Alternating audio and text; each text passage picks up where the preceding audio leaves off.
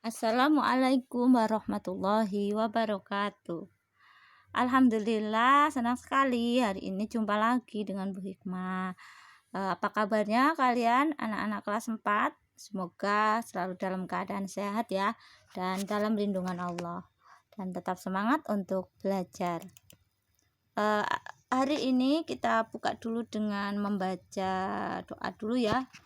Membaca basmalah bersama-sama. Bismillahirrahmanirrahim. Alhamdulillah, kita jumpa lagi. Hari ini kita masuk ke materi baru, yaitu mengenal masyarakat. Masih dalam pelajaran geografi kelas 4 bersama Bu Hikmah. Nah, kita akan belajar tentang masyarakat. Tapi kalian tahu nggak apa itu masyarakat ya? Masyarakat itu adalah sekelompok orang yang membentuk sebuah sistem ya, semi tertutup atau semi terbuka, di mana sebagian besar interaksi adalah antara individu-individu yang berada dalam kelompok tersebut yang kemudian membentuk suatu jaringan hubungan-hubungan antara entitas-entitas. Artinya masyarakat itu adalah sekelompok orang yang ada di suatu tempat yang memiliki interaksi antara satu dengan yang lain dari individu-individu yang ada, dan kemudian membentuk suatu kelompok gitu ya. Kelompok misalnya ada masyarakat Jawa, ada masyarakat Sumatera, masyarakat Melayu, dan sebagainya. Jadi masyarakat itu adalah sekumpulan orang yang berkumpul di suatu tempat yang saling berinteraksi, yang di sana nanti membentuk sebuah kelompok. Ya, intinya hampir seperti itu ya. Nah, istilah masyarakat digunakan untuk mengacu sekelompok orang yang hidup bersama dalam satu komunitas yang teratur. Jadi dia tinggal di dalam satu tempat, kemudian bersama-sama saling berinteraksi untuk melakukan berbagai aktivitas kehidupan. Kemudian mereka saling membutuhkan. Makanya di masyarakat nanti ada yang disebut dengan interaksi sosial, karena manusia itu adalah makhluk sosial yang dimaksud dengan makhluk sosial adalah makhluk yang saling bergantung antara satu dengan yang lain, makanya disebut makhluk sosial. Jadi manusia itu makhluk sosial, sehingga dia harus tinggal di sebuah masyarakat agar kemudian segala kebutuhan hidupnya itu bisa terpenuhi. Dia tidak akan mungkin bisa hidup sendiri. Nah, ada beberapa pengertian masyarakat ya secara umum. Masyarakat menurut pandangan umum hari ini di dalam ilmu sosial budaya itu disebut seperti itu. Nah, kemudian setiap masyarakat itu setiap sebuah pemahaman itu punya pandangan tersendiri tentang masyarakat.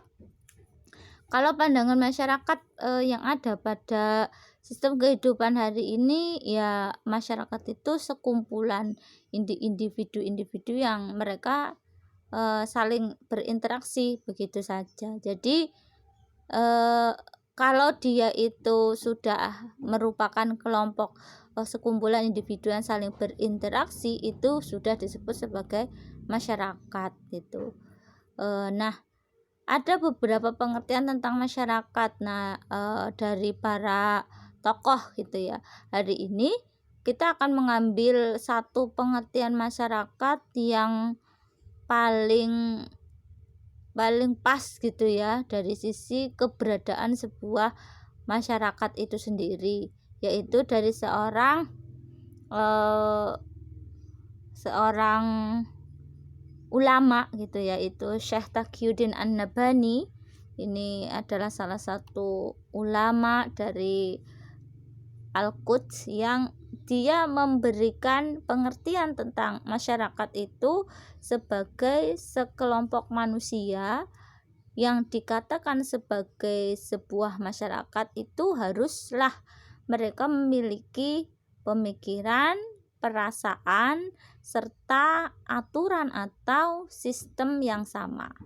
Karena pada faktanya sebuah masyarakat itu akan menjadi masyarakat ketika mereka individu-individu yang berkumpul itu diikat dengan pemikiran yang sama, sehingga perasaannya itu juga akan menjadi sama. Rasa marah, rasa benci, rasa suka dan tidak sukanya itu menjadi sama. Kenapa kok bisa sama? Ternyata karena ada aturan yang sama. Nah, begitu. Misalnya masyarakat Indonesia. Kenapa disebut dengan masyarakat Indonesia? Karena masyarakat Indonesia itu mereka memiliki pemikiran Indonesia, keindonesiaan, dan juga memiliki perasaan keindonesiaan. Mengapa mereka memilikinya itu? Karena ada aturan yang membuat pemikiran dan perasaannya itu menjadi sama. Misalnya, masyarakat Indonesia itu menganggap bahwa orang yang berkendara tidak memakai helm itu adalah sebuah pelanggaran.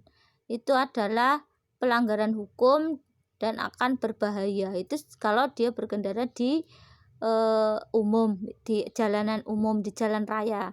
Dan pasti orang akan ketika terjadi sesuatu akan menyalahkan. Secara pemikiran mereka sama. Jadi misalnya ya ada kecelakaan. Kenapa kok bisa kepalanya misalnya kecelakaan jatuh terus kepalanya jadi parah? Karena dia berkendara nggak pakai helm gitu misalnya. Nah, perasaan kita akan menyalahkan itu. Kenapa? Karena ada aturan bahwa berkendara wajib memakai helm. Itu contoh aturan. Atau yang lain lagi ya, kalau dalam kehidupan kita hari ini gitu ya, orang itu ketika beragama gitu ya, orang punya agama ya. Nah, kalau dalam kehidupan sekarang di Indonesia itu kan mau pindah agama itu kebebasan gitu ya, bebas mau pilih agama apapun, jadi mau pindah agama apapun bebas. Maka perasaannya nanti orang itu kalau mau murtad, mau mualaf itu alah ya biasa aja gitu. Ya paling kita lihat orang murtad ya kita nggak bisa apa-apa, terpaksa kita menerima gitu. Kenapa? Karena aturan yang mengatur kehidupan di Indonesia itu membiarkan kebebasan beragama, sehingga masyarakat menjadi biasa. Satu keluarga ada yang murtad, ada yang mualaf, itu jadi biasa karena peraturannya ada kebebasan beragama. Begitu juga kebebasan bertingkah laku. Kalau dalam kehidupan kita di Indonesia, orang pacaran misalnya, itu hal yang biasa. Karena apa? Karena itu kebebasan bertingkah laku, jadi tidak boleh dilarang gitu ya. Jadi ternyata masyarakat itu yang paling menentukan gitu ya, pemikiran dan perasaannya itu adalah adanya aturan atau sistem yang mengatur di tengah-tengah mereka, yang membuat pemikiran dan perasaan mereka itu menjadi satu. Dengan kesamaan-kesamaan tersebut, manusia kemudian berinteraksi sesama mereka berdasarkan kemaslahatan gitu ya. Berdasarkan kemaslahatan itu kebaikan yang menurut mereka bisa diraih. Oleh karena itu, ketika ingin memperbaiki sebuah masyarakat gitu ya, tidak bisa memperbaiki pemikiran dan perasaannya saja.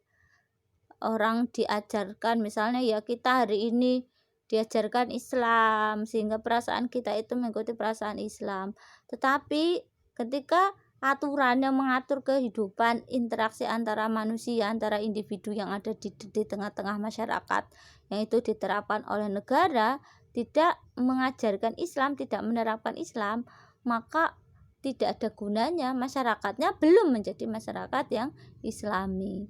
Jadi masyarakatnya tetap menjadi masyarakat kapitalis seperti sekarang yang menganut kebebasan berpendapat, kebebasan bertingkah laku, kebebasan beragama. Akhirnya inilah pandangan masyarakat yang sangat tepat gitu ya, yang dimana masyarakat itu tidak hanya dipandang individu-individu saja. Nah, saat ini juga pandangan tentang masyarakat hanya individu-individu saja, sehingga kebutuhan itu kebutuhan hidupannya dilihat dari individu saja gitu ya. Kemudian dari sisi kepentingan individu itu yang sangat dijaga gitu ya. eh, tidak boleh.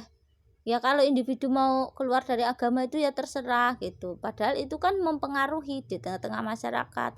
Dalam sistem sekarang itu dibiarkan.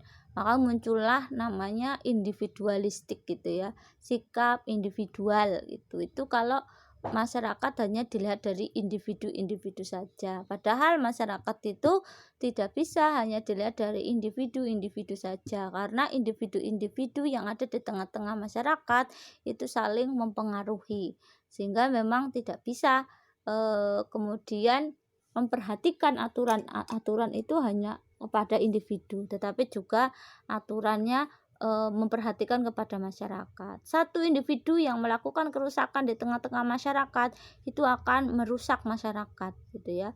Nah, maka itulah pengertian masyarakat yang benar gitu ya menurut Syekh Taqiyuddin An-Nabhani, bahwa masyarakat itu tidak hanya sekumpulan individu yang berkumpul, tapi dia haruslah memiliki pemikiran, perasaan, dan aturan yang sama. Kalau kita mau membentuk masyarakat Islam, maka pemikiran, perasaan, dan aturannya harus Islam. Selama pemikiran, perasaan, dan aturannya itu bukan berdasarkan dari Islam, bukan melaksanakan syariat Islam, maka masyarakatnya masih belum dikatakan masyarakat Islam, tetapi masyarakat dari sistem lain gitu ya. Berarti kita masyarakat Indonesia itu belum menjadi masyarakat Islam karena aturannya belum Islam, tapi masyarakat kapitalis. Kita hanya memeluk akidah Islam, tetapi aturan yang diterapkan di tengah kehidupan kita itu belum memakai aturan Islam. Oleh karena itu, untuk mewujudkan masyarakat Islam ya kita harus berjuang sehingga nanti syariat Islam itu diterapkan semua aturan kehidupan. Nah, begitu ya. Dan kita berharap suatu saat akan terwujud masyarakat Islam, sehingga banyak kerusakan yang terjadi di tengah-tengah masyarakat akibat pandangan yang salah terhadap masyarakat bisa teratasi dan kita bisa selamat dunia akhirat. Nah, itu ya, semoga bermanfaat pelajaran kita hari ini tentang masyarakat dan semoga kalian bisa memahaminya. Kalau ada yang ditanyakan nanti silakan japri dengan Bu Hikmah. Mohon maaf jika ada kesalahan. Kita tutup dengan membaca hamdalah. Alhamdulillahirabbil alamin. Wassalamualaikum warahmatullahi wabarakatuh.